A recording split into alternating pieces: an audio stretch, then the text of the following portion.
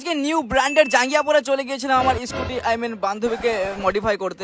সকাল সকাল গাটা ধুয়ে নিয়েছিলাম কারণ আমি যাবো একটু বাইরে। তো সেটা বড় কথা না, বড় কথা হচ্ছে আজকে আমি নতুন জাঙ্গিয়া পরবো। আই এম অনেক এক্সাইটেড বিকজ আনবক্সিং ফর নতুন জাঙ্গিয়া। ওয়াও, আরে দেখলে হবে না, 98 টাকা দাম আছে, দেখতে পাচ্ছ কোয়ালিটি।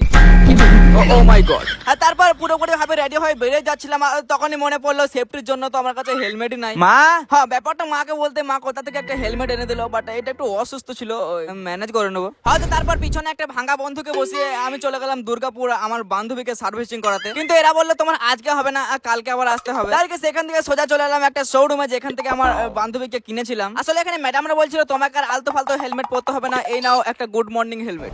ফ্রিতে হেলমেট পাওয়ার খুশিতে আমি চলে এলাম মুসামিল লেবু জুস খেতে। কিন্তু আমি ভাবতেও পারিনি জুসটা এত তাড়াতাড়ি শেষ হয়ে যাবে। কোনো ব্যাপার না, পানি ঢেলে কাকাকে বললাম একটু বিট নুন দিয়ে দাও। আসলে আমি চাইলে জুস বালাকেও কিনে নেবো, বাট এখন পয়সা নাই। পয়সা হ্যাঁ তো বড়ি বড়ি বাতে। তারপর সেখান থেকে অন্য জায়গায় চলে এলাম আমার বান্ধবীকে মডিফাই করাতে। না বেশি কিছু না, মানে ওই আর কি ইউটিউব ইনস্টাগ্রাম এসবের স্টিকার আর তার সঙ্গে হালকা পাতলা অন্য কিছু কাজ।